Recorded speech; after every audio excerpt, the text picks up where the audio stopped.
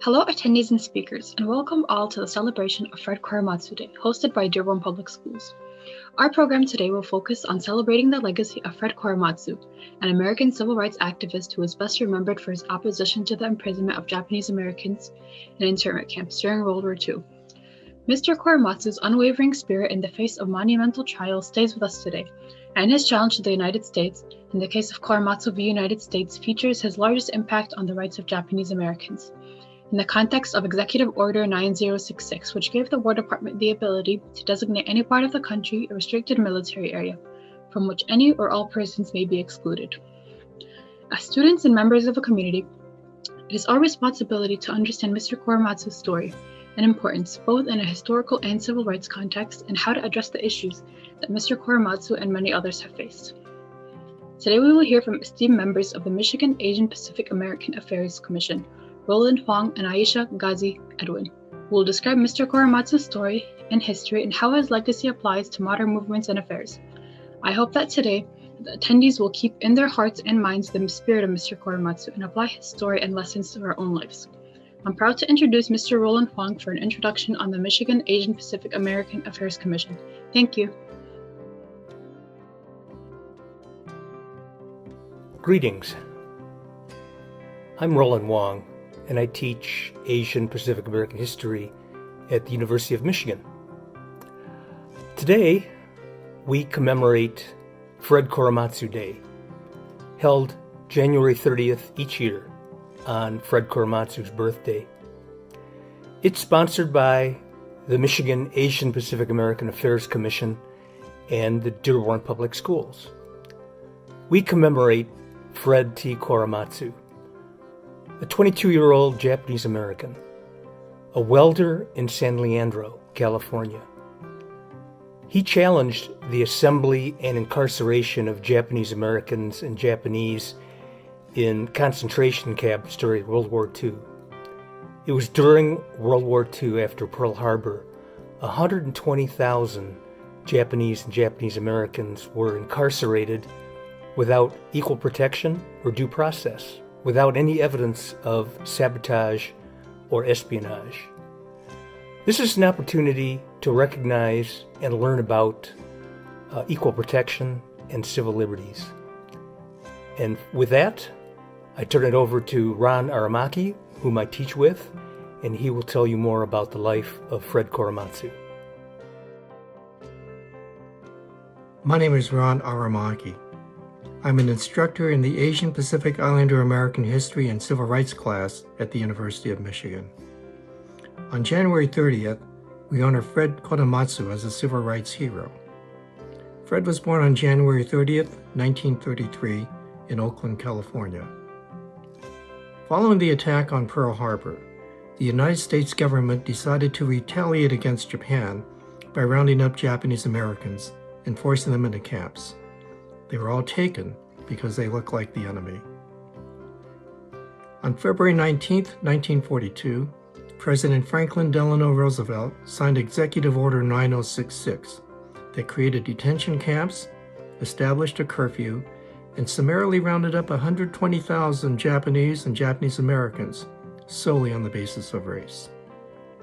Fred and his family were forced to leave their homes like the thousands of other Japanese Americans. At first, Fred tried to avoid the order to evacuate, but he was arrested, held in a horse stall in a temporary detention center, and later taken to a camp in Topaz, Utah. Fred made the decision to challenge the constitutionality of the executive order. He believed it was wrong to take away the rights of American citizens. He took his case all the way to the Supreme Court. In 1946, Fred lost his case. The fear of attack on U.S. soil was anticipated before the attack on Pearl Harbor. A report sent to the president and subsequent reports had the same conclusion. There was no military threat, sabotage, or collusion with Japan by Japanese Americans. But the Supreme Court used information given by the military that there was actual and potential danger from Japanese Americans. The court ruled that military necessity takes precedence over individual rights. The threat of foreign and domestic hostility applied only to Japanese Americans. The Supreme Court in its verdict denied it, but the decision against Fred was based on race, not on military security. Fred believed he failed his community. 40 years later, the Japanese American community got Congress to investigate the presidential and military actions that created the concentration camps. Actual documents were discovered that showed the military made up the facts they gave to the Supreme Court. Fred agreed to have his case re-examined. A team of Asian American attorneys reopened his case, and in 1983, Fred's conviction was overturned. The actual Supreme Court decision was not reversed until 2018. In 1998, Fred received the Presidential Medal of Freedom from President Clinton. It is the highest honor awarded a civilian. At the ceremony, President Clinton mentioned Fred as one of many courageous others who fought for freedom, including Rosa Parks. Fred fought tirelessly for the civil rights of others until his death in 2005. After the 9/11 attacks, Fred filed a brief with the Supreme Court warning that the United States government's actions against Muslims were similar to those against Japanese Americans because of guilt by association of race. He warned about repeating history. The history that Fred warned about is the history of scapegoating races for economic, social, political, and other problems in America. Asian Americans, Muslims, and other groups perceived to be a threat to this country are singled out, punished under law, or attacked by people acting on their own. The Chinese Exclusion Act, Japanese Exclusion Act, Muslim travel bans are ways to keep out unwanted races. Executive Order 9066, voter suppression laws, border walls are systemic ways to deny citizenship. Each of you can do something now. For example, you can become active in politics at the school, local, and state levels. In Michigan, we have an Asian and South Asian woman in the state legislature. You can build a social media support platform to talk about sharing experiences and finding resources. You can build coalitions in school. You can have dialogues with those who don't share your point of view. You can find heroes and role models, or be one yourself. Fred Korematsu is a civil rights hero because he stood up for what was right. He spent his life encouraging others to do the same, to stand up for others whose rights are violated because of race, religion, color, gender, or just being different. Fred's motto was, if you see something that's not right, speak up. He would kindly and gently ask to start with yourself. We are here to honor Fred as both a civil rights and human rights hero.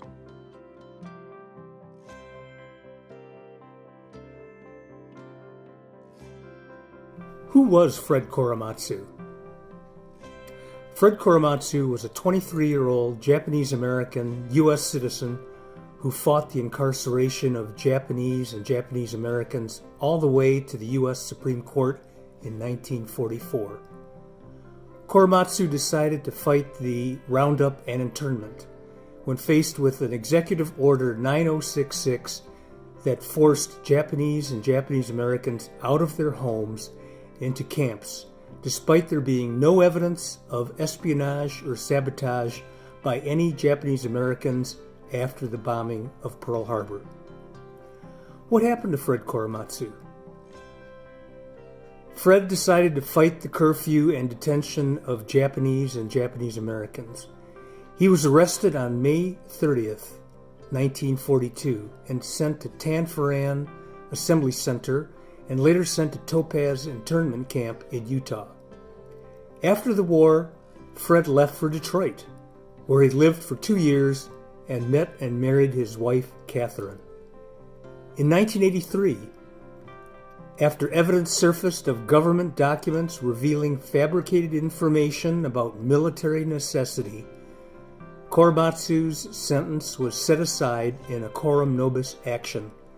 In 1998, Korematsu was awarded the Presidential Medal of Freedom by President Clinton. He continued active in civil rights and civil liberties until his death in 2005. Why a Fred Korematsu Day? It's important to recognize Fred Korematsu.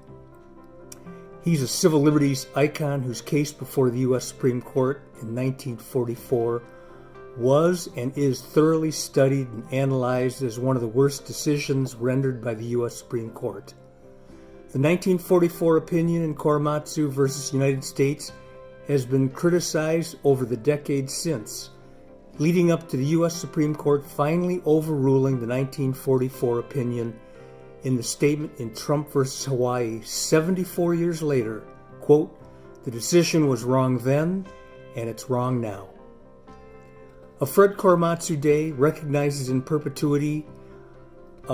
It will allow citizens and students alike to reflect each year on the courage of an individual who fought for his civil liberties and for the civil liberties and civil protection and due process on behalf of all Japanese American incarcerees who were put behind barbed wire in concentration camps during World War II.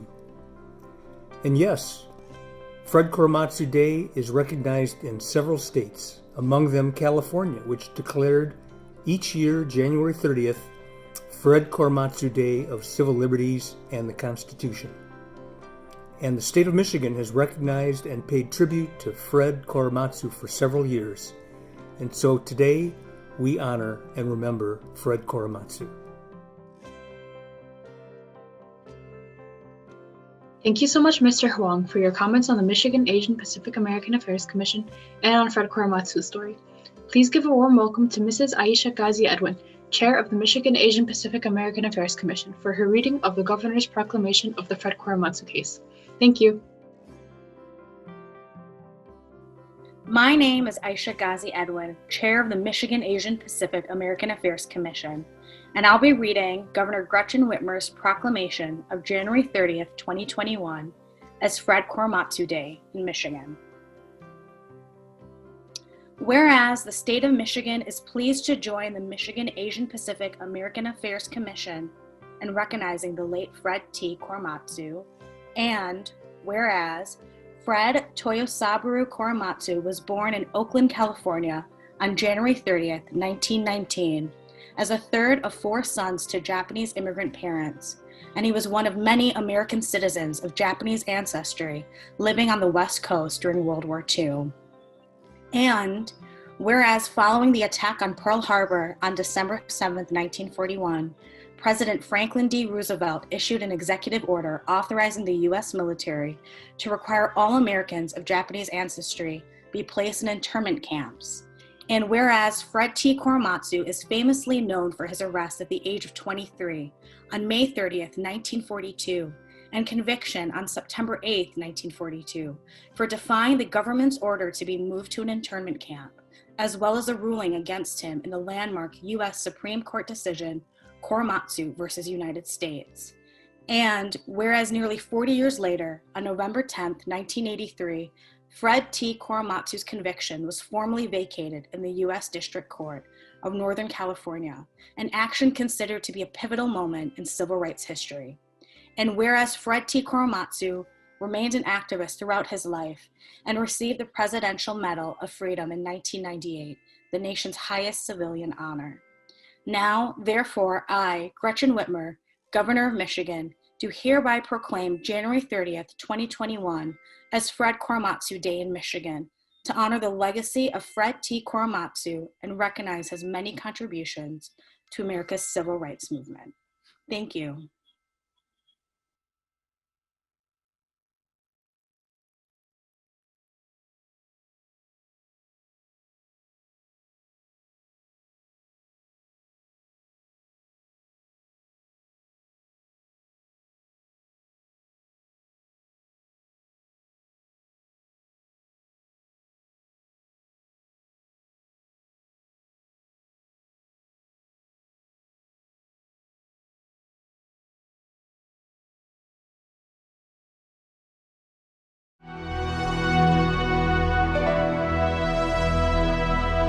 See, before the war, my parents were very proud people. They always talked about Japan, you know, and also about the samurais and stuff like that.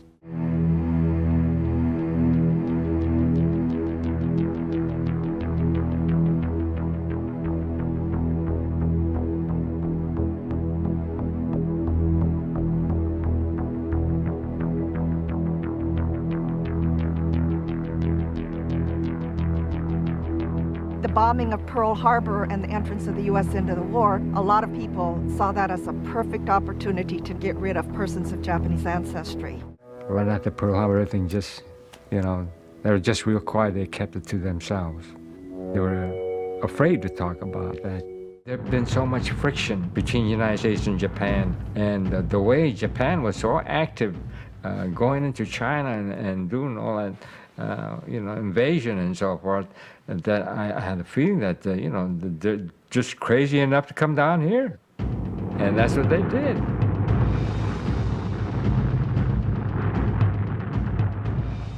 At the nursery, my parents, they were all around the radio listening. They weren't saying very much. My mother was crying, my father was just disgusted. All that work that my parents did to that nursery and so forth, what's going to happen?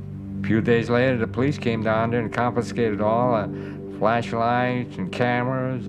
They confiscated everything that they thought that we would use for signaling. The Secret Service and the FBI had swept into the Japanese-American community and had arrested any community leader, any teacher, any civic organization head of any importance in that community. I thought the exclusion order would be only for aliens, those that were born in Japan. I didn't think that the government would go as far as to include American citizens. If you have the Western Defense Command who was in charge of our movement, if they come at you with a bayonet in your back and say you're going to move into a horse stall, you do.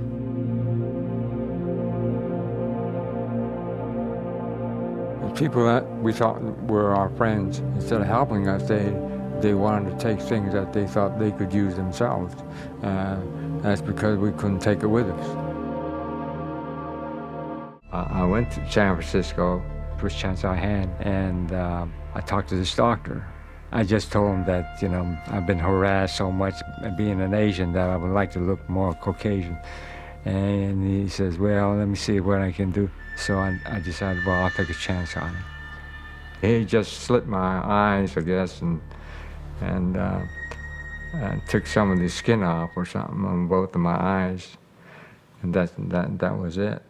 It didn't work out right anyway. My mother recognized me, and she knew me right away. Even my girlfriend didn't say too much, I said, well, you look different anyway, I felt uncomfortable was when I happened to glance at a newspaper or a newsstand where somebody looking at it, and it says Jap this and Jap that, and all the bad things about the Japanese.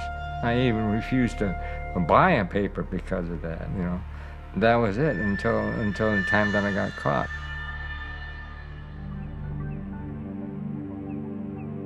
And then one day my girlfriend wanted to meet me. I was waiting for her at the corner, and she didn't show up. I ran out of cigarettes. So, like a darn fool, I went across the street to the drugstore, and someone recognized me, I assumed, because when I came back and I was standing there for another 5 minutes, then the police came. And they looked around and looked at me and said, "Did you see any short Japanese person around here, Asian?" I said, "No." He looked at me and says, "Well, let me see your identification." By that time, the 2 MPs came in the military.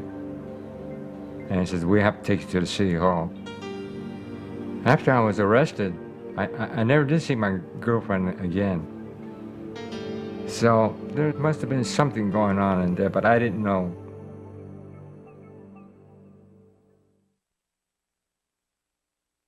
We tried to find a legal challenge to the internment, but of course, in order to do that, you have to have a test case. So we were on the lookout to find a case of that kind. It wasn't easy until I heard of Fred Korematsu's case in the newspapers.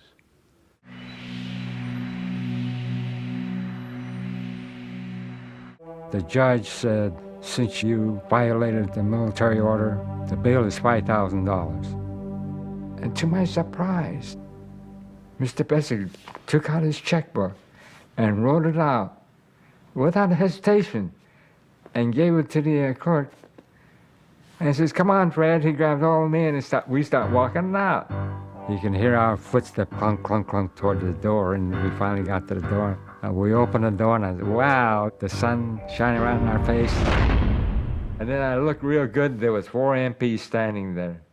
And Mr. Bessick said, we paid the bail. He's a civilian. And they would start pulling out the guns. And Mr. Bessick looked at me, and he said, Fred, you go ahead and go with them, and I'll keep in touch with you.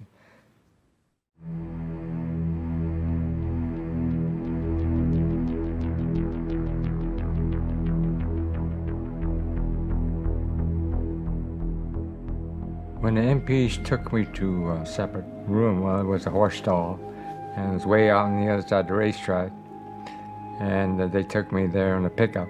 But it was a big door for the let horses in. There's a gap about 12 inches down below. There's no floor, it's just dirt, so the wind was blowing through there, and there's cracks all around the wall, and there was a light bulb up there, one light bulb on the ceiling, and that was it. And I went there and I lied on the cot and I said, gee, jail was a lot better than this.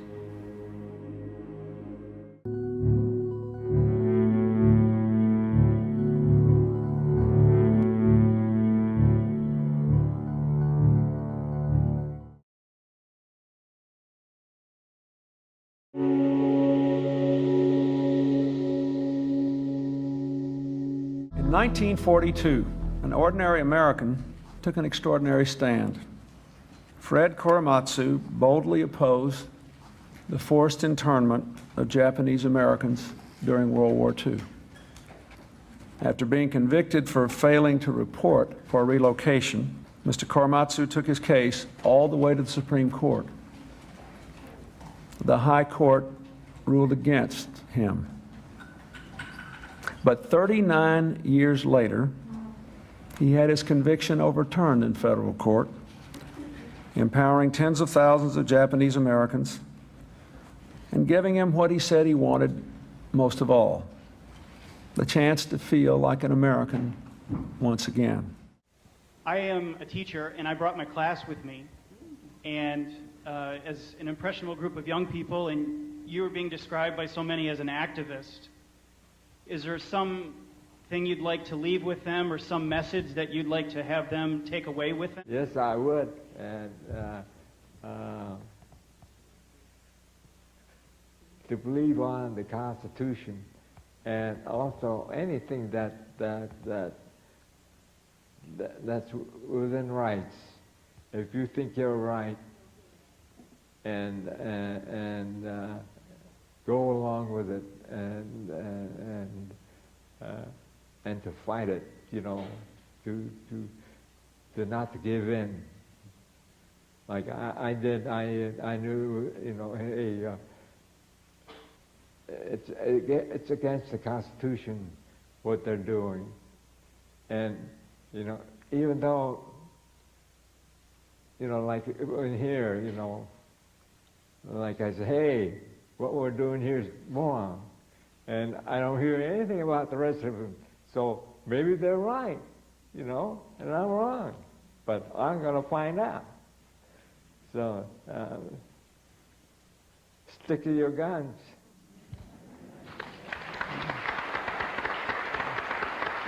In the long history of our country's constant search for justice, some names of ordinary citizens stand for millions of souls. Plessy, Brown, Parks. To that distinguished list, today we add the name of Fred Korematsu.